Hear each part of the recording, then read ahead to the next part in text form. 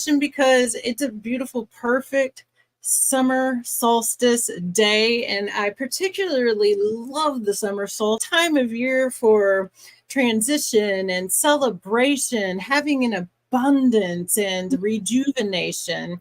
It's a time where it's very easy without looking at any of your physical metrics from your CRMs or any of those things. You can look at your life and know if the what you've planted is growing, because right now it will be so abundant that it will be overflowing, just like tomatoes from a garden. You're finding your neighbors to give the overflow to, and the same can be true in our businesses and in our lives. So I particularly love that about the summertime, and it's also, of course, a great time for planning. But we'll jump into all of that. The one thing that I want to open with and start with this today, besides that, is a surprise flash sale bash on to be a part of the Level Up Circle magazine. You guys can see those QR codes. I'll actually also be sharing this physically, but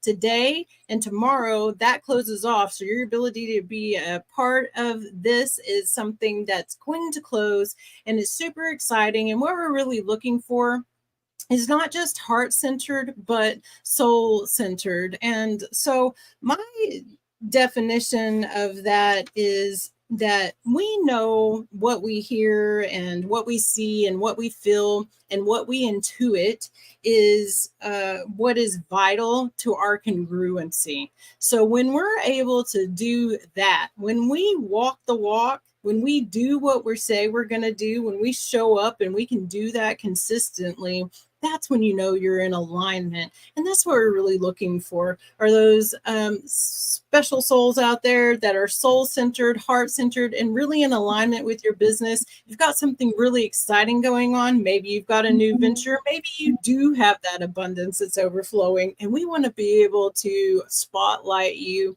in the Level Up Circle. So you can message me, you can message Dr. Constance Leland, and do that, because this flash sale means half price. She's doing a half price birthday bash, and which is pretty amazing. So send one of us a message if you want details.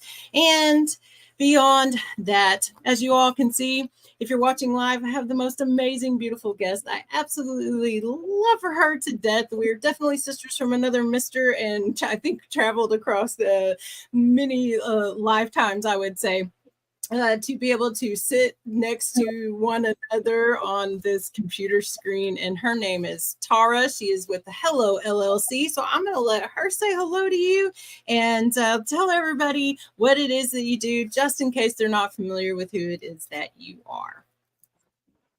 Well, hello, beautiful people. It's so great to be here. First, thank you so much, Miss Jenny Lynn. Like, you know, at the end of the day, it's great to be in good company, as you share, and a company that, you know, is going in the same direction, has the same kind of thoughts and ideas, and is a loud collaborative space. So thank you. Thank you for opening your space up to me again, and sharing your platform. For those that don't know, I am the co-owner, co-founder of the Hello LLC, which is ultimately helping entrepreneurs leverage leading Web3 optimizations. But most importantly, it really stands for helping everyone live life optimally. And we've been in business for 8+ years. Our mission and goal has always been to help people. We have recently, over in the past 2.5, 3 years, pivoted into a full Web3 agency that helps people not only set up their foundation for Web 2 and get all of those things set up for your business, but then also can pivot you into Web3 and showcase those things. But what people don't know is that, yes, we talk a lot of Web3 conversations, but I am very much into the astronomy, astrology kind of things, understanding the stars, the planets, how things move. We did a room a few weeks ago about, you know, billionaires utilize stars, millionaires utilize charts. And I really try to bring that encompassing conversation into our business because it's all interconnected. And so when you and I met and we linked up we both love to talk about this subject and how it affects business and society as a whole, I was game for always showing up to have this conversation. So that's a little more about me. Yeah, I love it so much. And I love what you said. So I'm gonna let you say it again because I don't want to butcher it because I think it's so important. And I want you to tell us the difference, right? Billionaires use the stars and millionaires use charts. Tell me about that, because every time you say it, I get,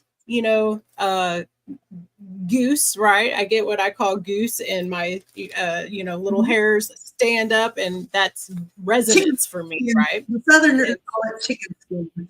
Yeah, chicken skin. Yes. So tell me about that statement, and how are you utilizing it, and how can the rest of us? Yeah. So, just short, sweet, and simple, the saying is that, billionaires utilize stars and millionaires utilize charts. And so that just means that, like, with people who have $1 million businesses that are millionaires, they've gotten their success by strategy, chart watching, reading, understanding how to read charts. There's nothing wrong with that because, being a millionaire, but the billionaires, it is very well known that Rockefellers and a few other of those very elite billionaires that run this world, especially the Rockefeller community family back in the Titanic days. And I say that because it's very pertinent to know that they all had personal astrologers, that usually it was one or two ladies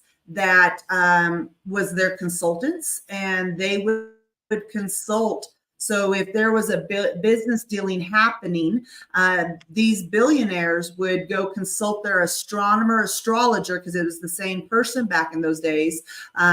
And they would have a conversation. Okay, I want to go into this business, or this business is doing this, or this is the business adventure, or whatever is going on the business side. And they would ask, where's the stars? Where's the planets? What are they doing? Where are we moving? Where's our moon cycle? What's going on with all that? Because people at that point, they understood, because their consultant had proven to them that when they made business dealings and they didn't listen to her, they were catastrophic. One of them, which is why I mentioned the Titanic days, is that we all know what happened to the Titanic. This is not a spoiler alert. But what a lot of people don't realize is that there was a few elite individuals that were going to be on the Titanic. Rockefeller and a few of those other families, the Orsini's and all that, were scheduled to be on the Titanic and make that maiden voyage across. Now, there's two theories. One is absolutely fact. The other one is a theory, because, of course, those they're not going to let their lips loose on what actually happened. But the one factual side of that is their astronomer, consultant contacted them the morning that the Titanic was going to leave and told them, do not get on. Because of the star alignment, the planet alignment, all the things, this is not going to end well. This, don't get on. And so there was four individuals, families that pulled out that morning of and did not get on. And that lends into the conversation, and I'll park it after this, is that how our Federal Reserve was created within our community of the United States. We still understand the Federal Reserve. They're not federal. It's privately owned, and it is owned by those families like the Rockefellers and whatnot, and the Rothschilds and the top elite families. And there was 7 of them that were very elite individuals, very wealthy individuals, and they were coming to America to start the new monetary system. Part of why they were going to get on to the maiden voyage of the Titanic. And there's theories out there that they were tipped off not to go because the three men that did perish when the Titanic went down were the three men in opposition of not to start it the way they wanted to. And so there's theories out there that they got rid of their opposition. So take it for a grain of salt. But the billionaire millionaire side is because of that in particular, and the elites and what they were able to prove out. So yeah, absolutely. And so in astrology and astronomy were the same, and they were not separated until in the 17th century. And I don't even have to say what was going on in the world in the 17th century for us to understand how they became separate and how we were as a society pushed away from the practice of listening and looking to the stars, because it is the oldest practice of anything. It's the oldest practice that there is watching the stars, the sun, understanding that when the planets move, we move, right? Understand of the energy and the synergy that we are affected by the planets and how they move and what it is that's happening. And there's a lot of things that, I say this, that there's two things I want to say real quick. Karma is only a bitch if you are, right? So stop blaming, karma on the stars, and stop blaming the planets also. Okay. The thing is that they are a messenger, just like we are having a conversation. So if Mercury is in retrograde and you are experiencing things like communication problems and not being able to communicate with a family member and things like that, that is a message to you. It is being highlighted for you through the messenger of Mercury, right? Mercury is not causing that. That's something that you are having a difficulty with all of the time. It's just extra super highlighted for you if you're aware to understand that that's happening, right? So it's not the planet's movements are not causing you to experience things. You're experiencing those energies because you're already sticky to it, right? So I like to talk like a magnet, and you have a magnet, you have an energy and a frequency, it matches. So it's going to be something that you are going to experience, but it's not the planet's fault. It's what I'm saying. It's your fault, right? It's not even necessarily a fault thing. It's just a message. And I like to joke about that. And the reason I bring this up is because Mercury is my ruling planet, as it were. I'm a Virgo. I'm a big surprise shock there, right? That I'm a Virgo. But so Mercury, I've said that for a long time. I've understood that for a very long time. When Mercury's in retrograde, guess what? It does not affect me, right? And so I joke about Mercury, and this is why. I particularly have what I call a sacred board of directors. On my sacred board of directors are people from the past, like let's say Einstein, Joan of Arc, right? I have people from the past. And I also do have planets. And I do look to the stars and see what's going on to understand what's happening. I also created a whole entire calendar myself, infradian rhythms is what I call it, specifically for women, and being able to understand the moon cycle and how, and our individual moon cycle, and how we can ebb and flow with our businesses, when we should be making decisions about certain things, when we should be doing certain kinds of planning, and all of those types of things. So every single day as I meditate on that, and I'm open. I go into my sacred board of directors as a visualization. I also have a physical visualization of what it is that looks like. And I sit and I ask questions, and I bring it up before myself and before my sacred board to listen what guidance there may be. And because I had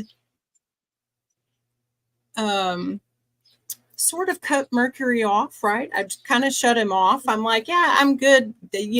I one day, and this is funny, and at the risk of sounding absolutely crazy, but it's the risk of sounding crazy with all of this really ultimately. It's that Mercury, as a man, is in the corner of my boardroom mooning me because I'm not paying attention to him, because he is there and he does have a message, and it's something that's deeper than what we expect it to be. And I just hadn't, we don't know, and we don't have the eyes to see or the ears to hear until we do. And I did. And so now it's like this running joke that, it's kind of a signal to me, actually, that I'm not listening or paying attention, is that I'm getting mooned in my sacred boardroom.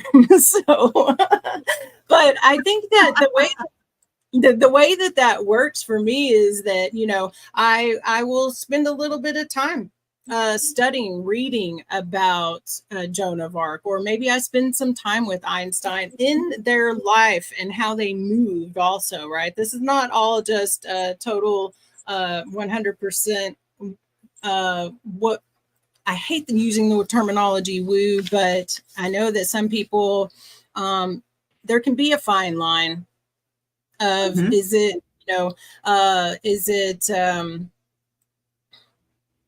a mental health issue? Are you having hallucinations, right?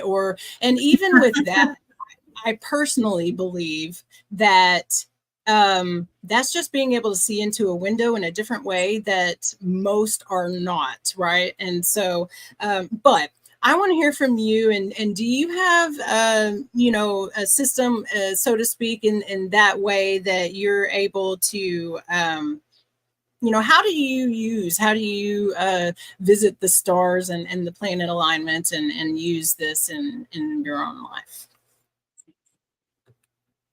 Yeah, absolutely. And I want to, add on to the fact that we all have the capability.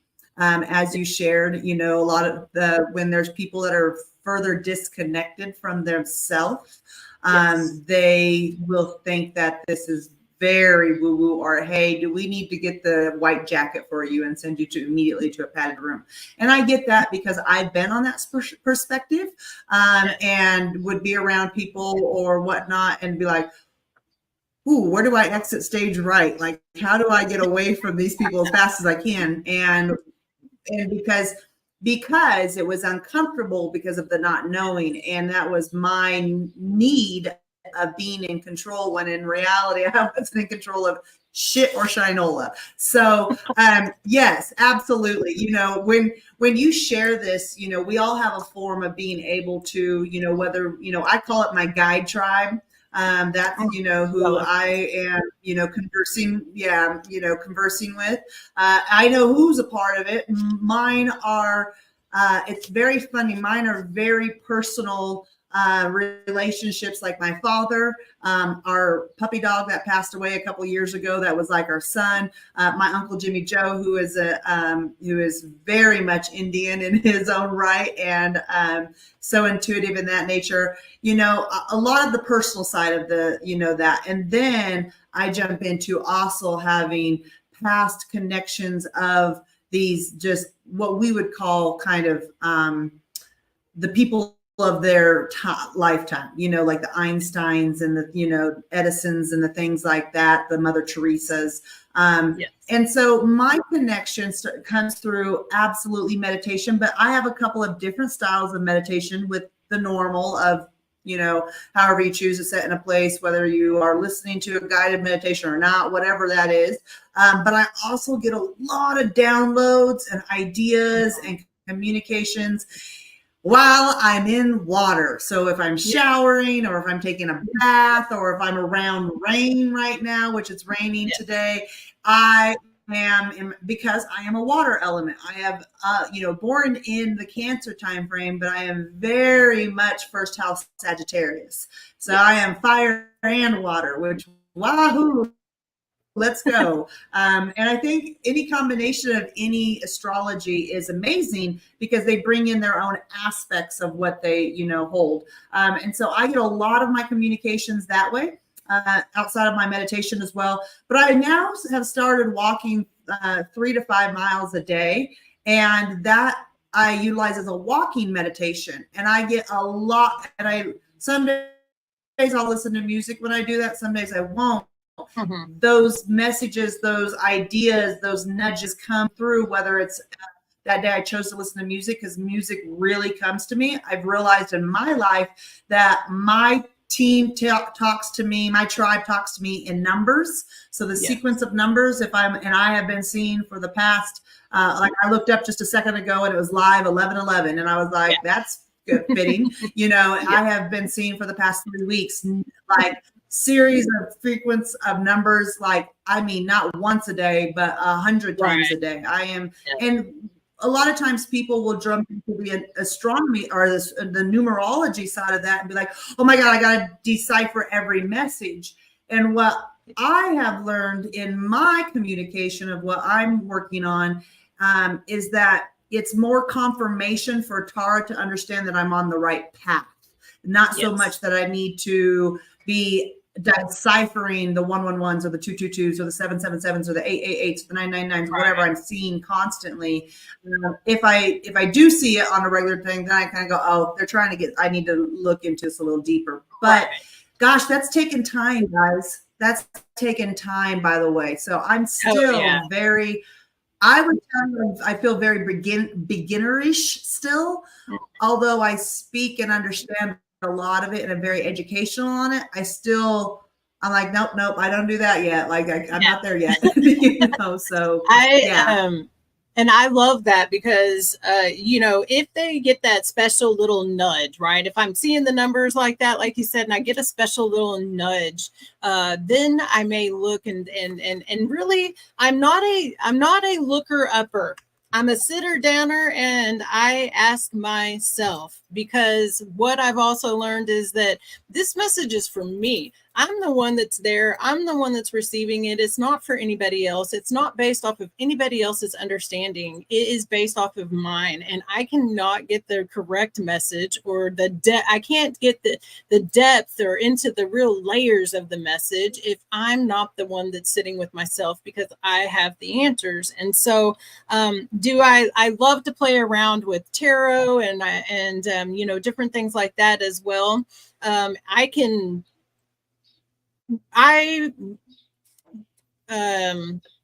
It's really funny now because I've had, different things happen in my life and different illnesses and stuff. So I have a hard time recalling, but at the same time, I always had and still do have, in a lot of ways, a photographic memory. And I had my first out of body experience when I was 18 months old. I can remember laying in my crib crying at probably, I swear to you, just being born, knowing, because I have a twin brother, knowing and crying and being upset because I knew that something could happen to separate us. And I remember my mom trying to give me a bottle and me not wanting it. And I remember her picking me up. And I remember trying to communicate with her in a different way that everything was okay. I wasn't hungry and there wasn't anything like, so I can tell anybody a lot of things about them, and I don't have to be in the same area or any of those things. And water is a conductor, a huge conductor for being able to understand when we're receiving intuitive messages. And part of that's because we are 80%, 90% water. And at the heart of our own biology, our intuitive synergy, and intelligence is housed in our mind, our heart, and our gut. But it's at the epicenter of brain friendly coaching, which is what I specialize in. And, Albert Einstein said the only real thing is intuition, and it's a force. Okay. It resides in the body. It encompasses the whole entirety of our biology, our chemistry, our hormones, our cells, our electrical synapses, our muscles, our bones, right? See, our bones are really special about holding on to messages, because when the rest of our body is impact, information can bounce out. It can move out and bounce out. When it goes to the bone, like, I don't know if any of you have ever experienced something, like a falling down where you landed on your bum, but when you do, if you never have, if you don't know what I'm talking about, you haven't, because when you have, there's, when something's hit you bone deep, You it. Oh gosh, it's quite the sensation. And when that happens, that is imprinted inside of your very bone marrow. It can't go anywhere. That energy, that message, that synergy, it's implanted. It's not moving. And I could go on and for hours about just the bones, and I won't do that. But the truth is, that the intuition is a part of our vagus system. It's a part of our cranial nerves. It's part of what forges together the brain and the body. So I want to talk about a few things about intuition that there's some characteristics of intuition.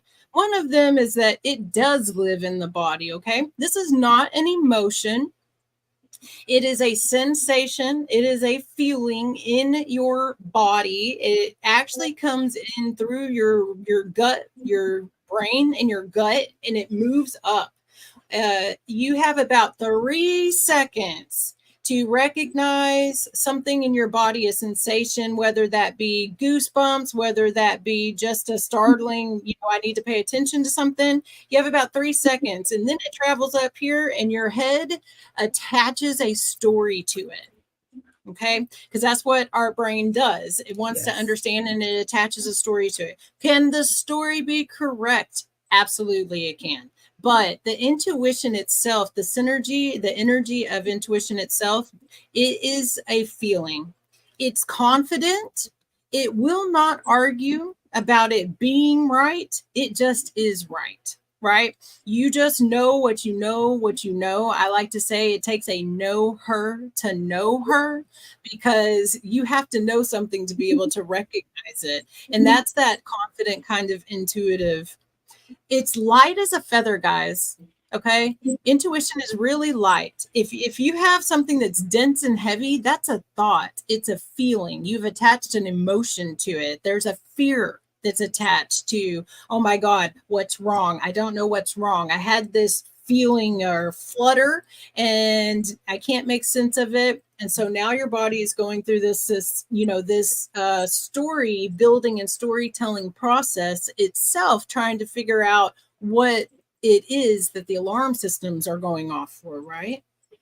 There's no judgment. It's neutral. There's no good or bad. There's no competition. There's no comparison. There's none of those things. It's just something that comes in and it comes out. It's not rational or logical necessarily, but there's really no story, and it's really fast, right? It comes in, it comes out. Maybe if you've been practicing and you actually have claircognizance or audience, maybe you'll hear something. But even if you hear something, you're not necessarily going to hear a whole entire message about, I need you to go find this person that lives on Fifth Avenue and they've got red hair. And, like, you're not going to get all of these details. You're just going to get a flash of something. If you're claircognizant or clairsalient, you're going to get a flash, a picture of something. Maybe it's a house. Maybe it's a number, like you said, right? There's different things and different ways that we can receive that information, but that's also how that information comes in. Okay, we all have the sixth sense. And there's, another thing that I want to, there's a widespread belief out there that we only use like 10% of our brain, and that's crap. Okay, we use all of our brain. Our brain is always firing, all of it, all the time. What we don't understand necessarily is all the ways in which our brain and our world around us is communicating with us. Okay. And some of us, though, do have that ability. I think it's pretty fair to say, I believe we've all encountered someone that, knew something that we're like, how the hell did they know that? Right. There's no reason. It's kind of outside of causality, but at the same time, we've experienced it. Not only have we experienced it by someone being able to tell us something, we've experienced it ourselves. There is not a person alive on this planet that has not experienced a gut feeling, and it's something that we experience and is talked about in business a lot behind closed doors. Men, okay? Let a woman talk about intuition and maybe she's a little head crazy, but men talk about intuition and use their intuition and have, just like we have for a very long time. They understand that gut feeling. What do you think about that? What do you have to say about that? Well, I love it because where you're going with it about, men utilizing their intuition a lot more than women are in a business professional setting comes down to the simple fact that, as you were sharing many centuries ago, how it was essentially abolished, or it was pushed behind closed doors and it was no longer socially accepted. And that has been on purpose. That has been to disconnect ourselves from ourselves.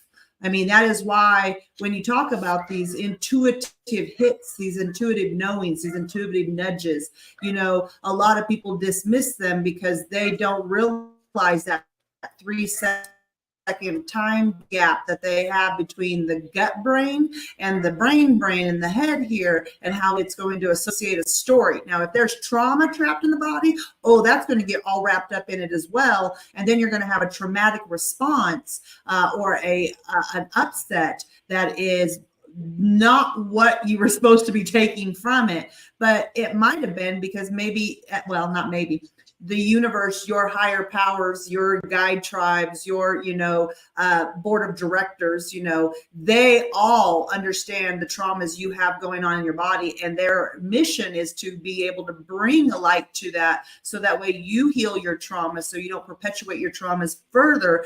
That way, when your intuition is talking to you, it's a clear channel of being able to do the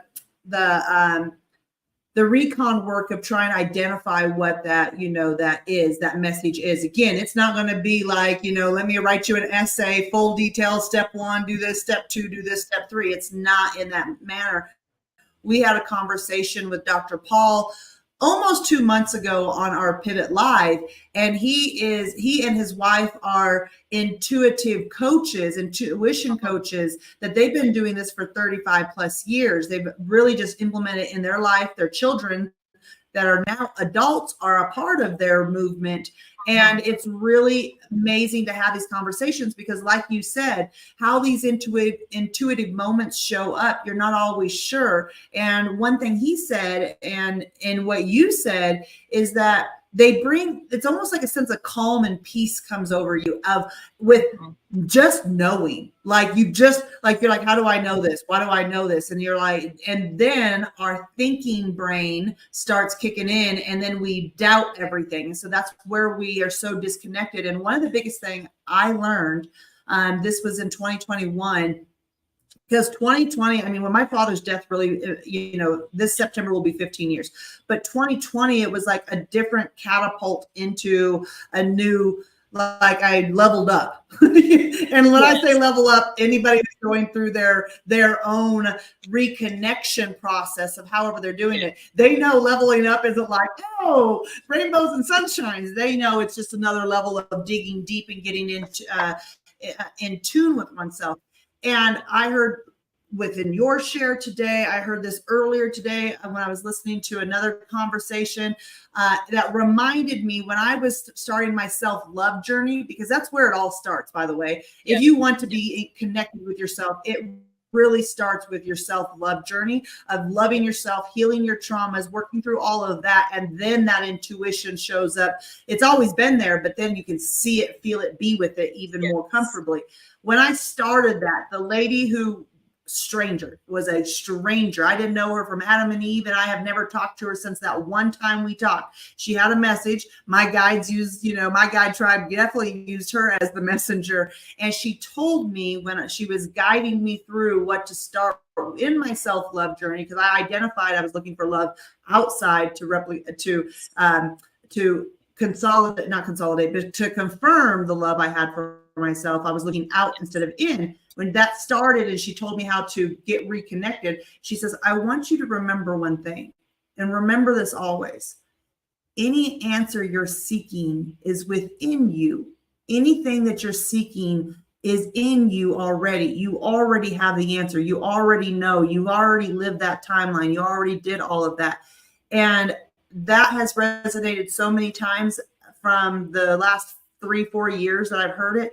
And a part of that led me to understanding that the reason why, like you, who loves knowledge and is just loves to gather and just soak it up, is the reason I do is because of the Akashic records. And some people might know what that is and some people might not, but I was a librarian within the Akashic records. And so that knowledge, when I have shown up in my life and I'm just like, bleh, of knowledge, and people are like, well, who are you? You're just a 2-year-old, or you're a 6-year-old, or you're a 10-year-old. How do you have this knowledge? You haven't graduated college. You don't have any of these pedigrees that we go by that you have to have. You don't have a master's, you don't have none of this.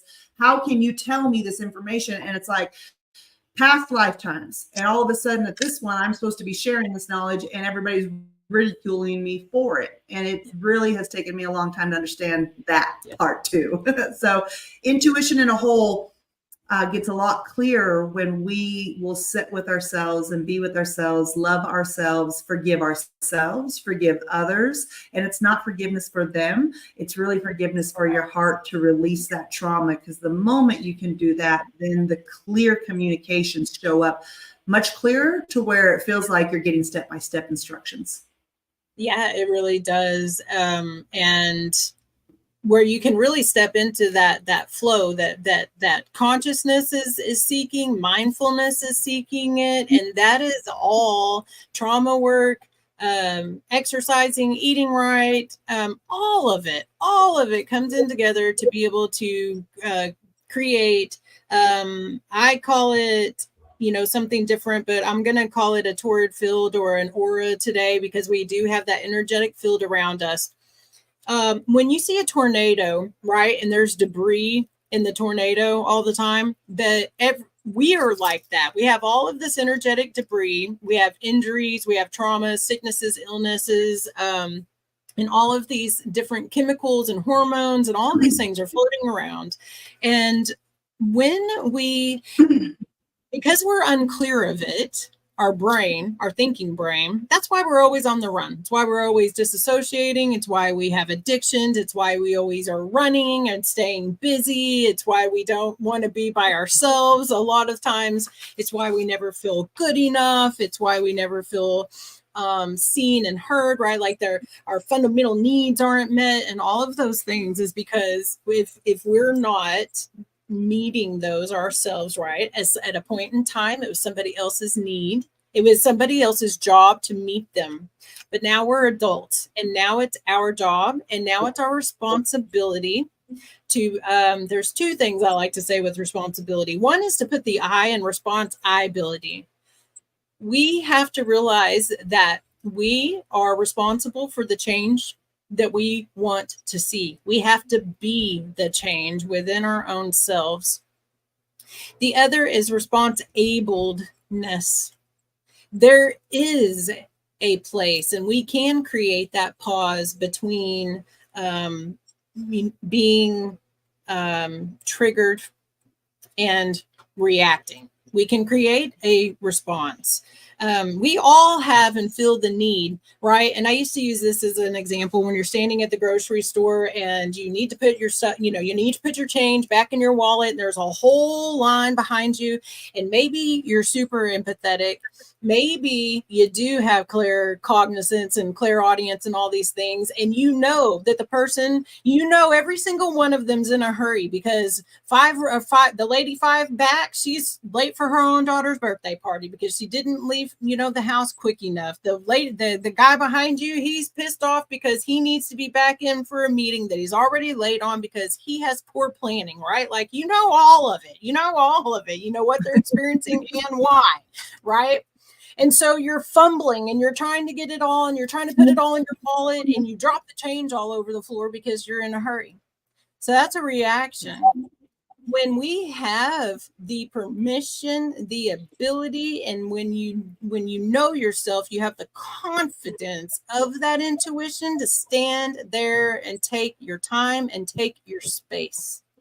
And that it doesn't affect, it's not your fault, it's not your problem, it's not your emergency if somebody else is running late, if somebody else is not feeling well, it doesn't matter. What we're actually in the energy when we think that we have to do something for another person is what I call a sympath. We're caught up in sympathy. Empathy understands that I cannot get caught up in your chaos because your chaos is not my chaos. And if I get caught in your chaos, I cannot do what it is that I need to be doing in the moment. Sympathy sucks you right on in like a vortex, right? Sucks you right on in. And the reason that you experience that is because of all the stickiness, all of that debris that you have floating around. So one of the things that I do inside of my program, we do breath work, we do somatic work, we do energy work, we do, emotional work and understanding our feelings, and we do all of the things. But the other thing that I do is called what I call sacred drama, and it's bringing in the most profound way to use our intuition, and that's through ritual and ceremony. We are people of habit. We're creatures of habit. We can do that consciously. And we can do that in deciding and making a decision, right? I don't want to think, let's say, I know that the 6-year-old self, I know my 6-year-old self doesn't feel good enough because she always heard that she wasn't good enough. That she heard she was stupid, or she was told that she, was too much, right? I can take that into a space, a sacred space with people that I trust, myself and others, and I can unpack that. I can literally put that on a rock and put it in a backpack, and I can unpack that. And I can bury that. I can burn that. I can take some kind of action so that my physical body in this 3D realm knows that that we're burying, that this is ending. And now I want to pick up this new belief. And this new belief is that I am good enough. This new belief is that I'm perfect. I was perfectly created. Everything that I've done. Have I caused pain? Yes. Have I loved? Yes. And is it all perfect? Yes. Because we all need to interact with each other however it is we are.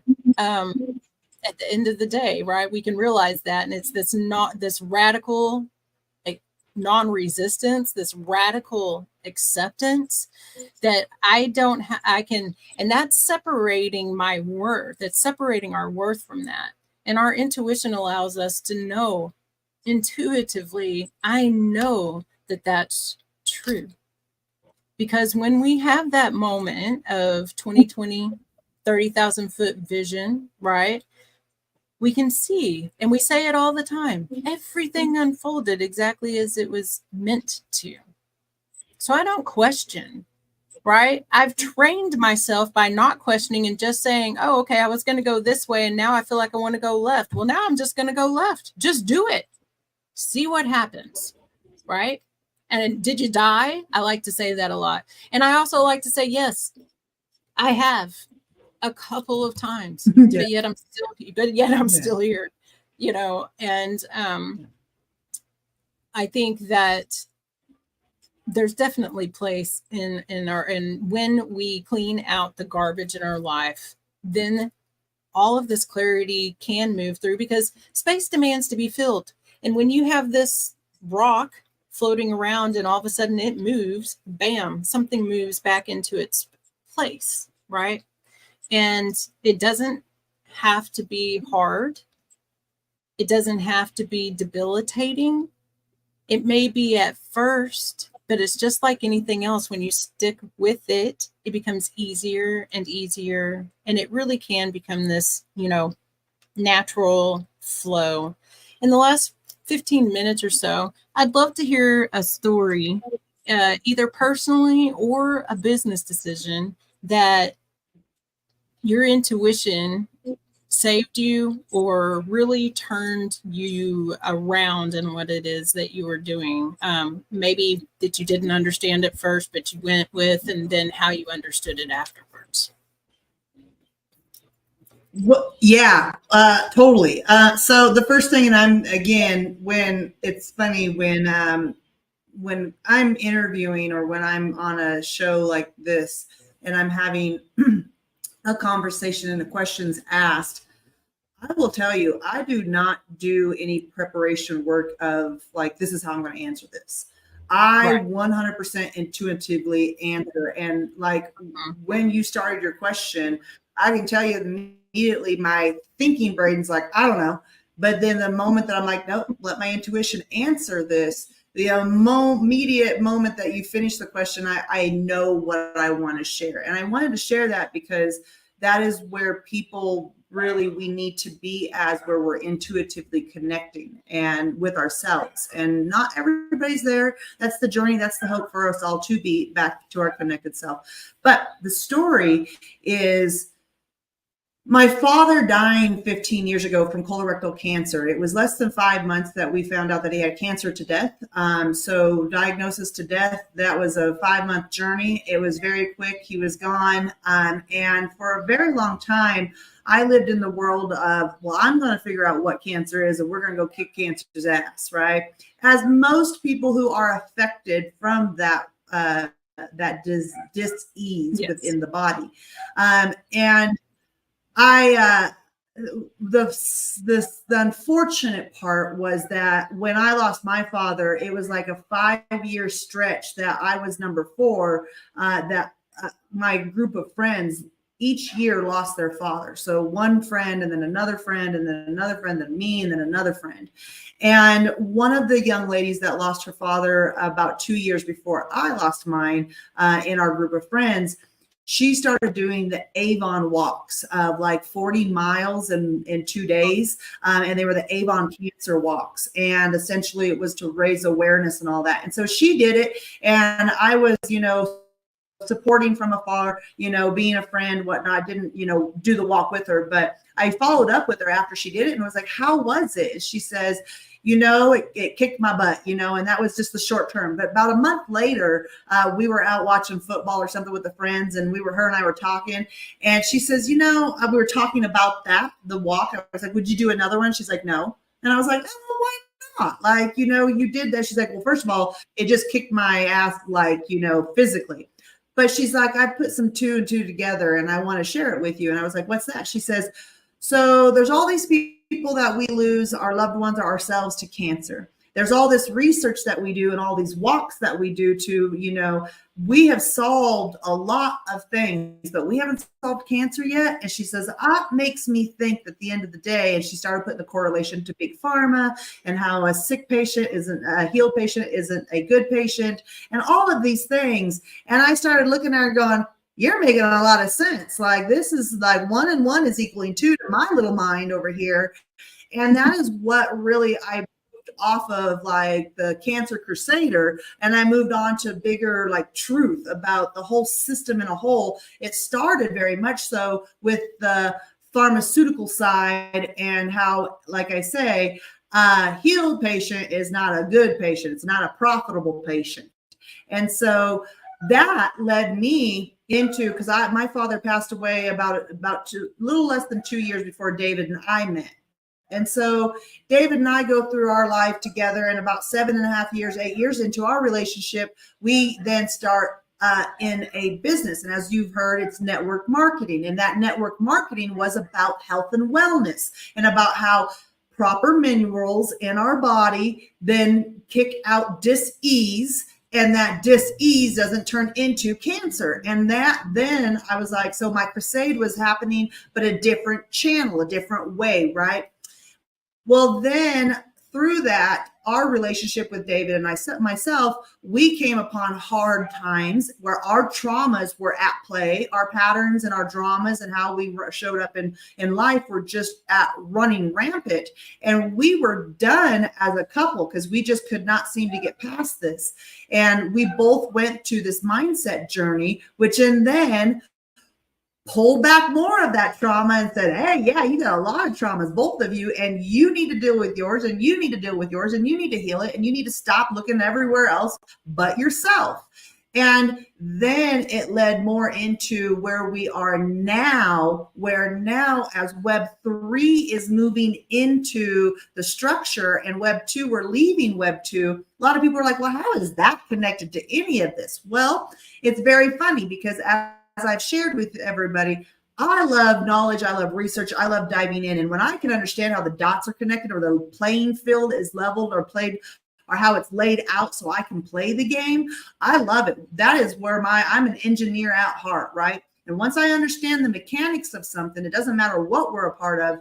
I started understanding the mechanics of the big pharma and the lack of minerals in our food and all of this stuff. And then all of a sudden, 2021, 2022, I started getting very involved in the fintech side of Web3 because it just intrigued me. And I told David the other day, that surprises me because I was never a financial stock and bonds kind of girl that wanted to follow the stock market. I could care less. And then all of a sudden, the cryptocurrency, the blockchain followed into it. And that intrigued me. Then I started connecting the dots between the big pharma and the current financial system. And then I started understanding how all of this was interconnected and how we have been so displaced from our connection with ourselves.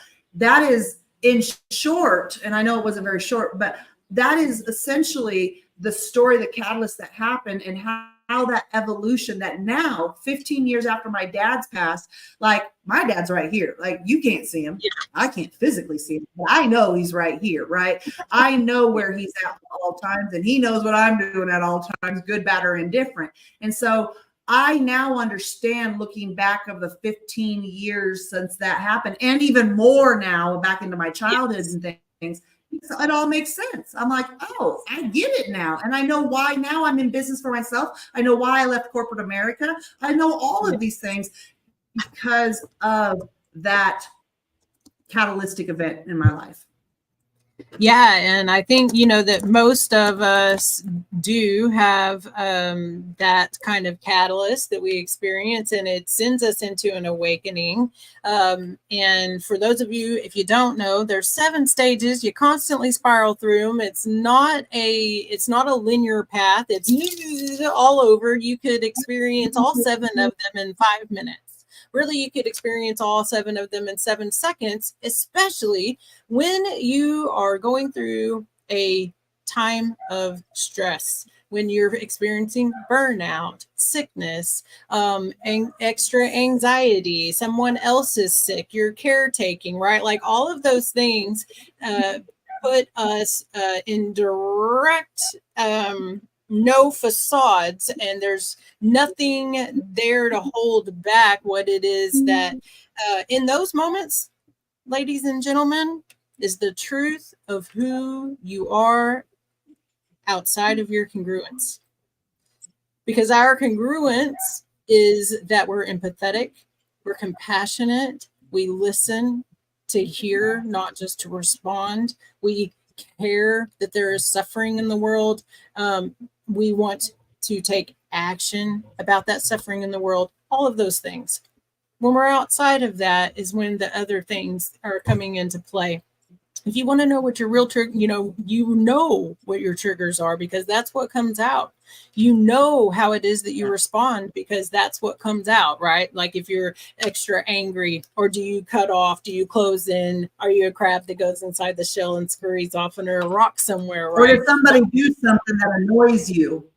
Yes. Because It's that all, annoyance is you doing the same thing. Yes. yes. Or, pay attention to what it is that, like, if you're getting really passionate a lot. And I learned this very, very young with Jim Baker. I don't know if you guys will know who I'm talking about or not, but he was an evangelical preacher. He preached hellfire and brimstone on the TV. And he was always, always, always going on and on and on about adultery. Well, turn out at the end of the day, it's because he was having a problem with being monogamous. And so we tell on ourselves. Okay. And that is because our soul, our truest self wants us to pay attention so that we can work through, and so that we can, this is not about conquering. And I love that you said that, right? There's not this crusade. I have, right, multiple autoimmune diseases and different things and at first, right, that's exactly the attitude you have. You are not going to take me down. I am going to conquer you. I'm going to beast it out. And really what I realized was all I was doing was pissing my messenger off, and my messenger sunk their teeth into me even deeper until I was, dying. I was dying. And this is what I realized.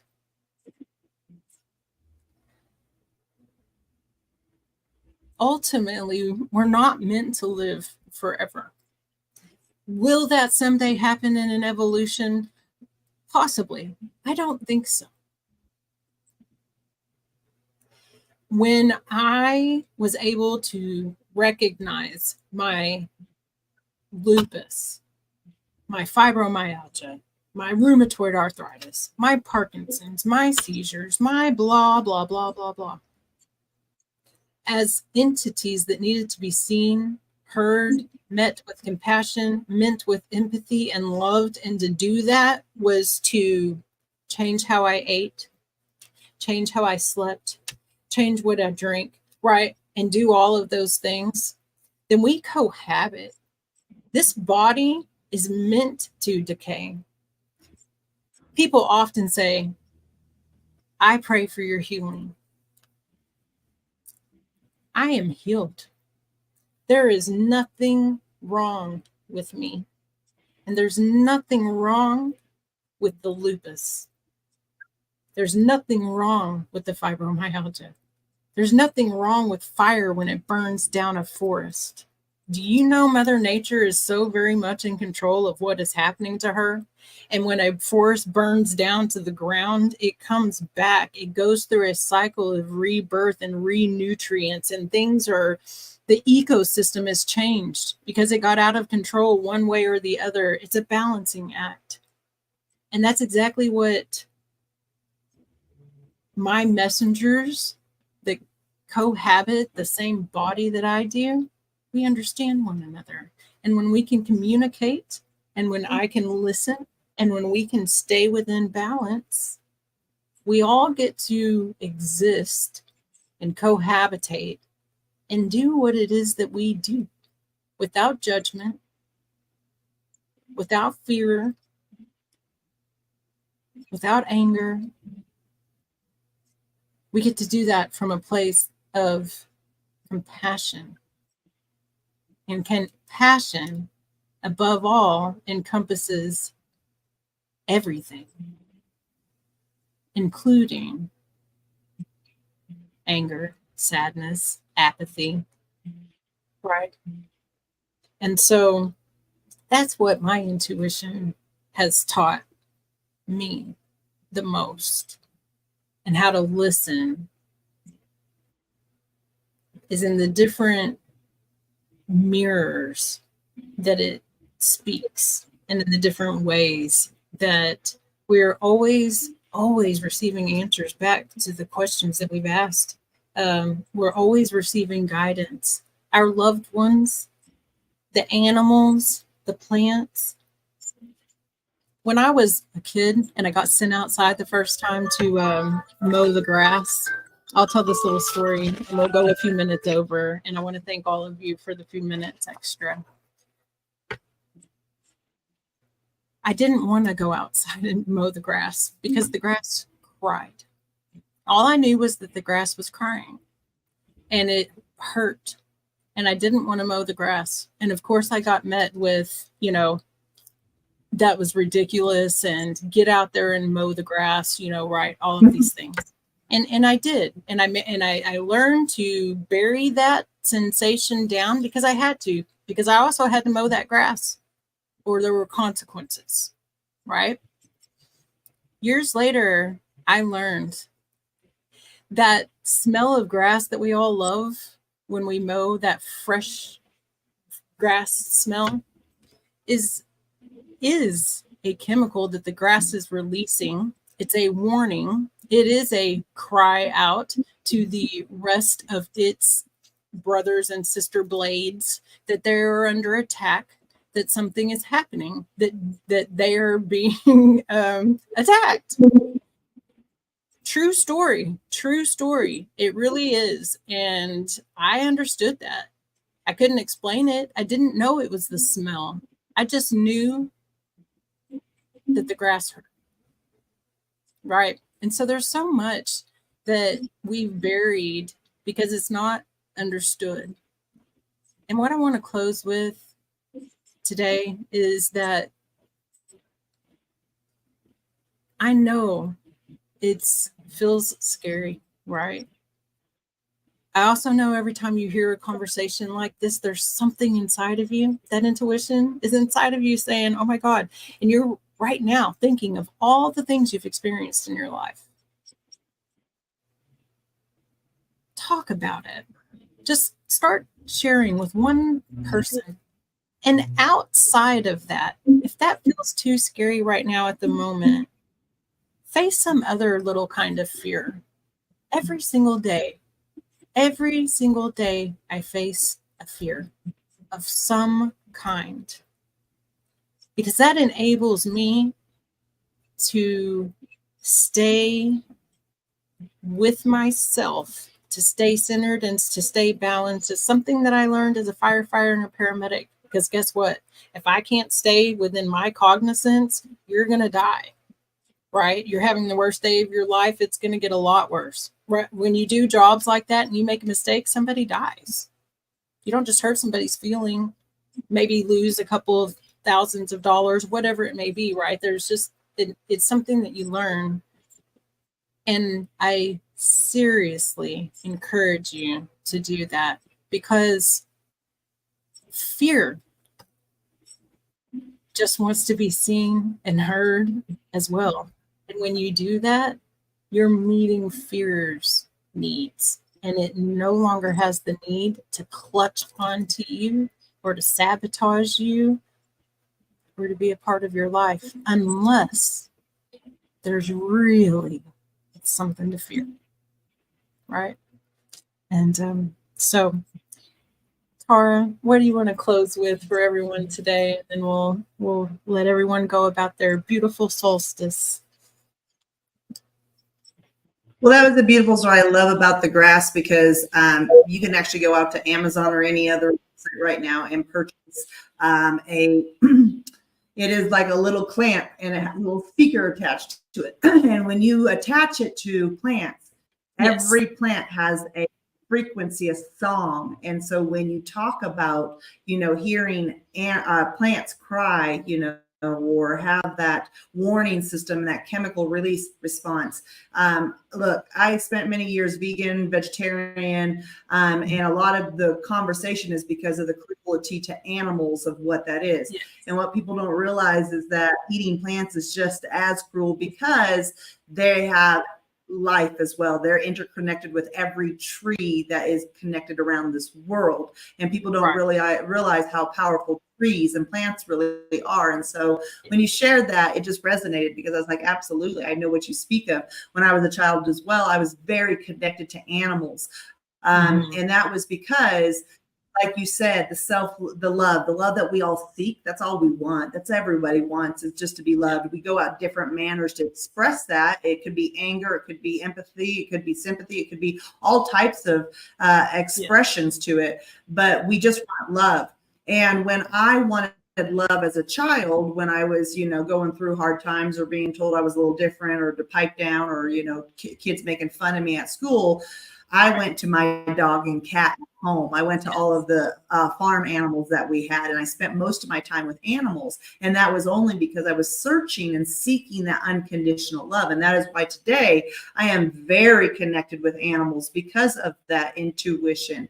And so the last thing I wanted to share was when you were talking about the body's response, whether it is lupus or any sort of dis-ease going on in the body. I suffer from eczema. I don't know, you can kind of see it on my hands there, the red patches. They're not very red today. They're very light and actually healing. But I've suffered from eczema my entire life. And when I was younger, it was because the doctor would just give me a steroid cream and put this on. That stuff sucked. It burned. I hated it. Point being is that it was, she'll grow out of it. Well, here I am. I moved to Houston, Texas in my late teens, almost 20 years old. And I spent 22 years in Houston, Texas. What you don't know about Houston is it's very humid climate. And my skin loved it. I never had an eczema outbreak. And the funniest thing was, I chalked that up to, I just love to be in humid weather. That's all my body needed, was just to be in humidity. Well, we have spent we're digital nomads, as many of you know. The first 6 months was in Colombia, another humid environment. We've now spent a year and a half here in Mexico, as we absolutely love it. Probably getting ready to move here in the next year back to a humid environment, because here where we're at is 6,500 feet up in the air. We're higher than Denver. We are very far up. And my hands and eczema flared up almost about a year ago. And I thought it was because of the humidity. And so I was constantly putting lotions on and all that. And when I started listening and started connecting, I realized that my eczema was a conversation that my body, that my upper, tribe was having, of how I was not taking care of myself and not being of self-love. What you talked about, like eating better, exercising, being in tune. And the other side of that is what trauma is linked to eczema and where at on the body, because on the body and what it is it connected me back to father issues. Now, I had a great relationship with my father, but as I've dove into that, my dad was a generational curse breaker on his side of the family. And so my connection to my dad was very intuitive. And when he left, I had very much traumatic wounds around that I had not fully healed. And as I started to heal, my hands have started to heal. And so I share that all in support of what you're sharing, and what people, when your body's saying, hey, this doesn't feel right, when your back's hurting, don't chalk it up just because you did, a marathon the day before. It's probably a little bit to do with it, but you have to understand when the body's speaking to us and all that. So my short, sweet, and simple after all of that is, we're all supposed to be connected with ourselves. We're all supposed to have that intuitive notion. If you feel like something's going on in your life and you're like, I'm tired of this, I can't do this anymore, I'm just fed up, that is your body. That is your higher conscious. That is your guide tribe. That's your board of directors having a conversation with you and trying to get your attention to say, it's time to make a change. And that usually starts with the healing process. And so my wish for everyone in this, as I leave you all, is if you want peace in your life, you need to bring peace to your body first, into your mind, into your chakras, into your energy, into your frequency. You need to be at peace, and that does not happen until you have done your work. And it's sometimes difficult because we have not been taught how to, so we don't know how to do it, and we don't know if we're doing it right because we don't have anybody tell us, hey, you're doing great, that's exactly what you need to be doing. And I say that because I have suffered from so many times going, is this what I need to be doing? Is this right? And all you can do is trust and lean in. And so with that said, just trust y'all self. Yeah. And I do love that. And I also love that it's a time, and I'll just add this and to that is that um, it is a time of guides, conscious guides that know, like myself, like Tara, right? You have people in your life that know. You have people in your life that you can trust and lean into. And so that's part of that, lean into your intuition about who that person is. Reach out, share something. When you do, the only thing you're ever going to hear is a, oh my God, me too. I will tell you, I see dead people. Okay. I have messages for people all the time. I have never once gone and told somebody a message and had them freak out. I've never had them, yell or scream at me or any of those things. And ultimately it's because you have a soul message.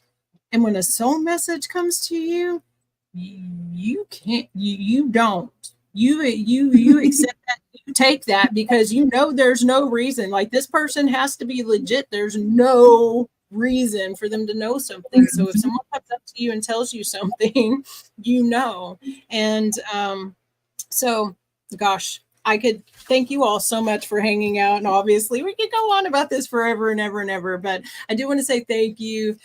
Enjoy the rest of the solstice and spend some time in reflection. Spend some time in your body. One thing that I like to do very first, just a very simple exercise. You can do this in like one day. Spend the next day paying attention to if you think you're thirsty or you think you're hungry, and write that down. Were you thirsty or were you hungry? And write the time down. And in 24 hours, then I want you to look up how your body actually communicates to you, because I've been doing this for years now with hundreds of people. And I'm going to say 87% of the time, people actually have their thirst and their hunger mixed up. And secondly, beyond that, you have no idea really when your body is communicating either one of those to you, because we have been taught to not listen because we've been in schedules. We can't eat right now because we don't have lunch, right? Like that's started from baby onward. So pay that attention. And if you don't know that, you're disconnected from your body, and start figuring out what that means for you. I love you all so very much. We will see you next week. And have a great, fantastic day. Thank you, Tara, so much for being my beautiful guest. And I can't wait until next time again. Bye, everybody.